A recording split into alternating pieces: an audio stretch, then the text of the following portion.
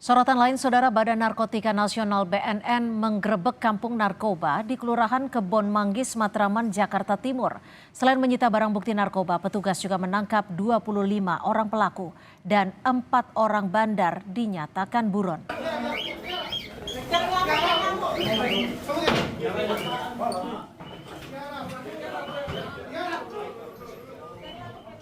BNN bersama Pomdam Jaya melakukan penggerebekan dan penggeledah sejumlah rumah. Dari hasil penggeledahan, petugas menemukan paket narkoba dan alat isap sabu. Petugas juga menyita perhiasan serta uang tunai yang diduga hasil pencucian uang dari jual beli narkotika. Selain itu, senjata tajam serta senapan angin turut disita petugas.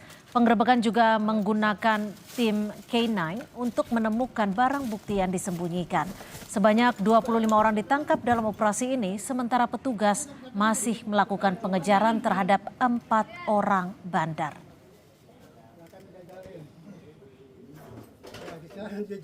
Dan sudah kita mengantongi DPO 4 bandar dengan inisial NPTS. Untuk bandar tadi yang kita tangkap adalah berinisial F. Dan saat ini 4 DPO itu yang perannya sebagai bandar akan dilakukan pengejaran dan sedang melakukan pengejaran oleh Direktorat Penindakan Pengejaran dari Badan Narkotika Nasional Republik Indonesia. Berita lainnya,